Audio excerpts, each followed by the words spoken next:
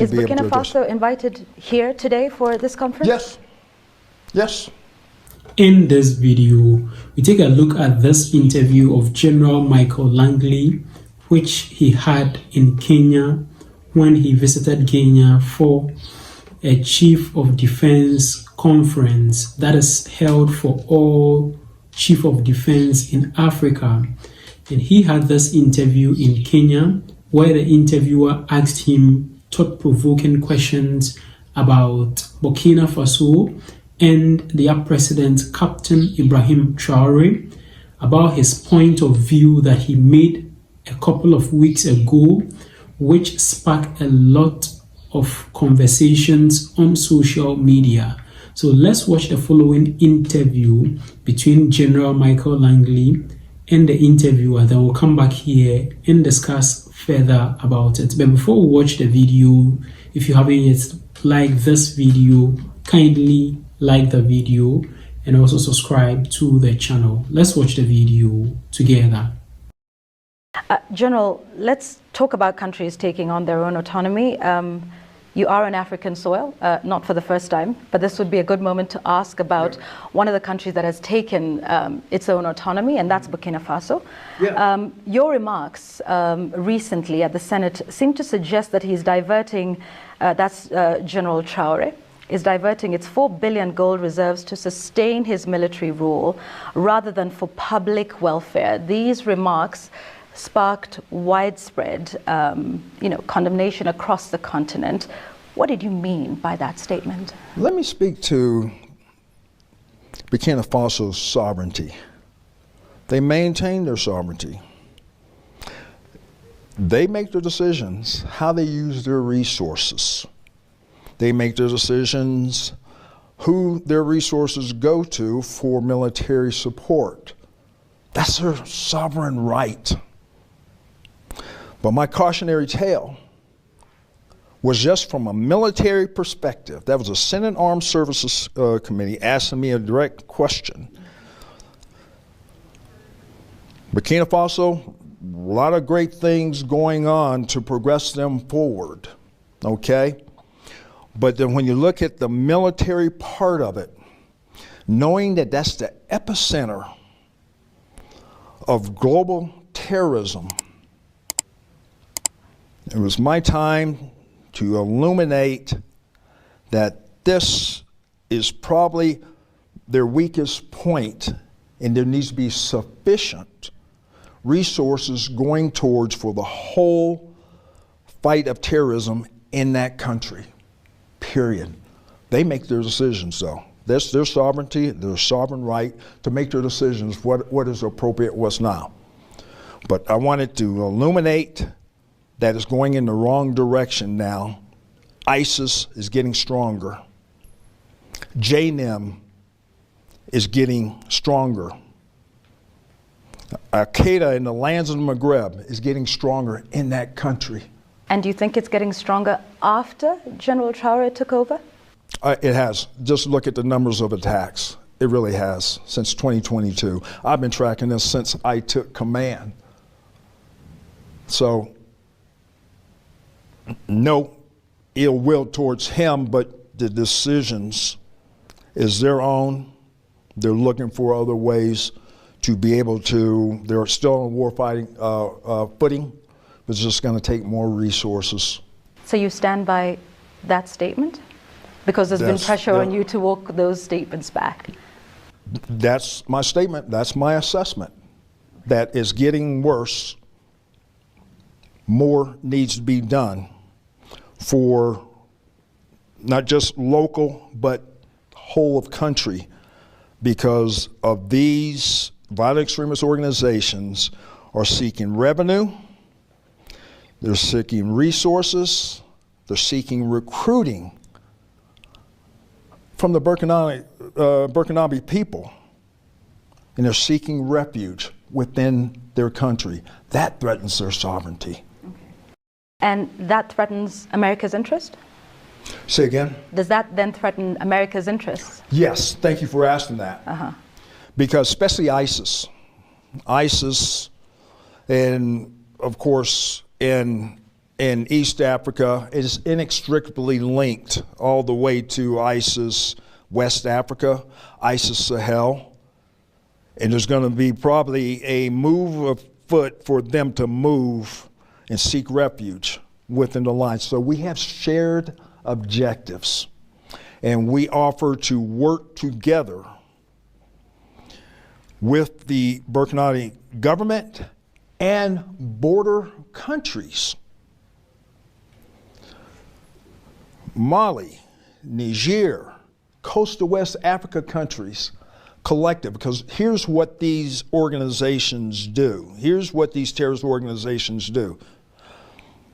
They seek refuge in the seams or the borders of these countries and lets them thrive and grow and lets them recruit, gain resources to carry on their illicit and nefarious activities against the populations of those people.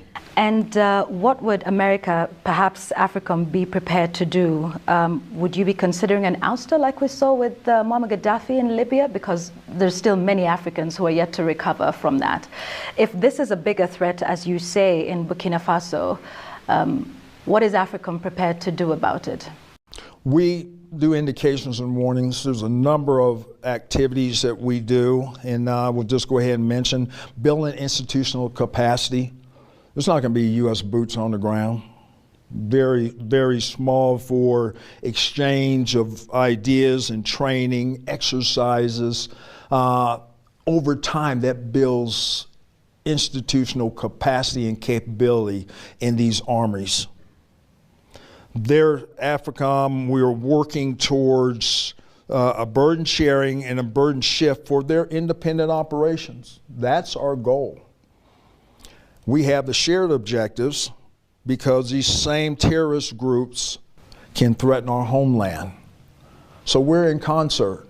I was just an African Lion over in Morocco. A number of countries working together to be able to address. Is Burkina Faso invited here today for this conference? Yes. Yes. They were invited to African Lion in Morocco. Yeah. Yes. Yeah. Like I said, we're moving forward. Okay. We're moving forward because we have that shared goal of defeating terrorism. All right. Speaking of that, because the reaction out of the statements that you made about Burkina Faso were several African leaders feeling you are speaking on sovereignty issues that America shouldn't be.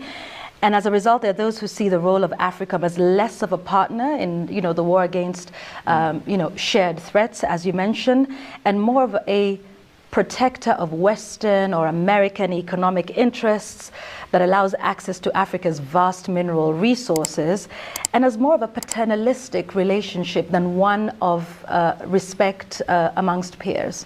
What would you respond to that? I respond that there's others on the globe that do that. There's others on the globe that do that. I'm going to even bring it up. We should have even already know, okay? But I'm going to even bring that up. Okay. We respect the sovereignty. We respect their decisions. We respect their decisions of who they choose as a security partner. And then we measure the common denominator that's keeping these countries across the Sahel from progressing forward. His concern, he claimed, was that resources like gold reserves could be better used to support anti-terror operations across the country. He added that Burkina Faso, like any other country, has every right to choose its security strategies and international partners. But this clarification hasn't cooled down the storm. Many Africans see it as yet another case of double standards from the West. And for some, Langley's explanation came too late, especially as more people connect the dots between US military training programs and a growing list of African coups. So the question is, what exactly is Africom's role in Africa? This might be an uncomfortable question for the United States, but Africa needs its independence. Meanwhile, Langley continues to defend Africom's mission. Let's begin by understanding why you're here. There is the Chiefs of Defense Forces conference. Tell us about that and what role Africom is playing. Well, for U.S. Africom, we yearly put on the Chief of Defense Conference. When I first took command back in 2022, we had a conference in Rome. And I said, you know what? That's fine and good. You know, everyone wants to go to Rome, but I saw that this conference is for the African chiefs of defense. It should be on the continent. And we went to have our own last year in Botswana.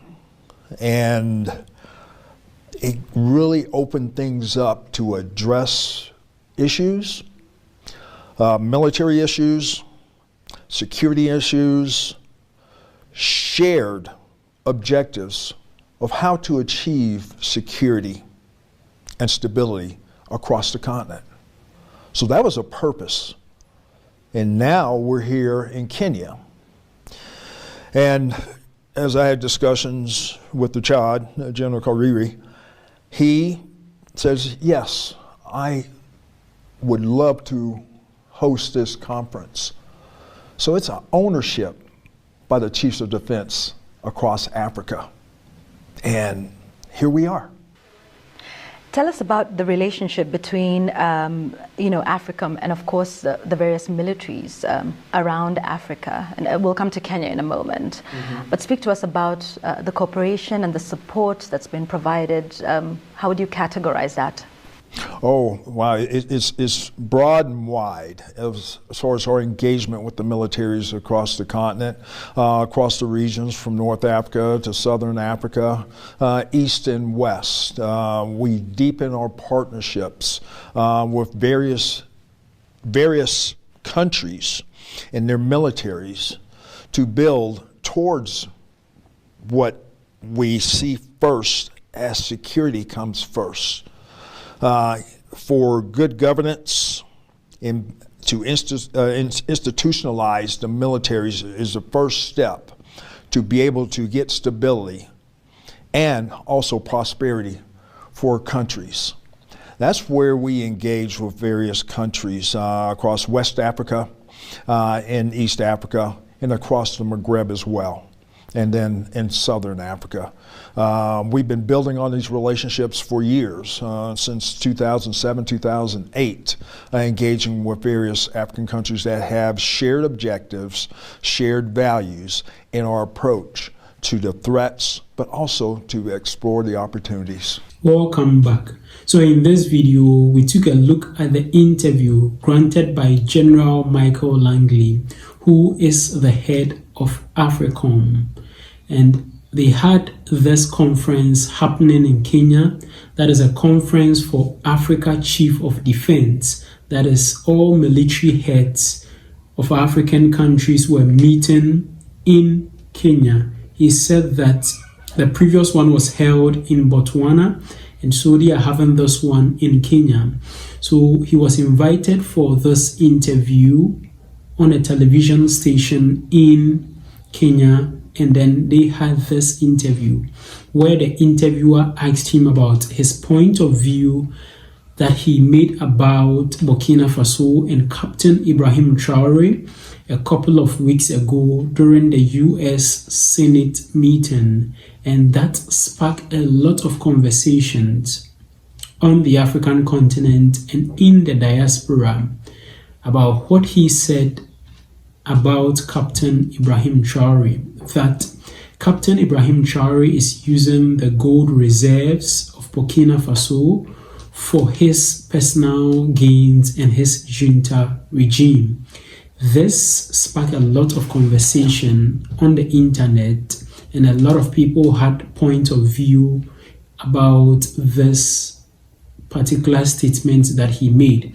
So the interviewer asked him as to what his point of view was, as to whether he still stands by what he said previously, or probably he may pull back his words. And he says that he stands by his words, and further went on to explain his point of view, which in my personal opinion, I think that he was just circumventing around the whole thing. He wasn't able to state categorically and explain specifically to what he said, but he went about beating about the bush and just circumventing about the whole point without speaking directly to it. One thing that I really liked about what he said was that African countries or Burkina Faso has the sovereignty to decide what to use their mineral resources for. And if African countries or Burkina Faso in particular do have the sovereignty to decide what to use their mineral resources for, why then do you complain about Captain Ibrahim Traoré using his resource on his junta regime, as he claims? He wasn't able to speak to that. That should tell you that when they come in the public lens, they have a message that they pull out there, and when they are in closed doors or behind closed doors, they have their own opinion or things that they talk about behind closed doors. So if you look at his body language, for instance, you could clearly tell that he wasn't being sincere with some of the answers that he was given. And I partly believe that the interviewer was quite soft and did not ask thought-provoking questions. If there were some follow-up questions to some of the answers that he gave, it would have put him in a very tight corner, and he wouldn't be able to go circumventing around the same thing all the time. Because looking at his body language, you can clearly tell that he wasn't speaking from the heart. He was just speaking from the mind. You could tell that easily. I don't know what the interest of the West is in Burkina Faso. At this time, they are deciding what to use their resources for. All along, African countries have been blamed for poverty. Corrupt leaders we've been informed that corrupt leaders are the reasons why we are not developing. So as a country or a continent, we are taking out all these corrupt leaders, and then the military is taking over in order to reshape our economic circumstances, if I would like to put it that way. And still the West is not happy about it. That should tell you that corrupt leaders alone is not the only reason why Africa is poor. There are reasons as to why Africa is poor, which is linked to the West because of its interest in Africa. Let me know what you also think about all these in the comment section below. And don't forget to share this video with your friends and your family on other social media platforms like WhatsApp, Facebook, Instagram, X, TikTok, and other social media platforms. Also, don't forget to subscribe to the channel. Just click the subscribe button down here. Click on the subscribe button, click as well on the notification bell, and I'd like to see you again in my next video.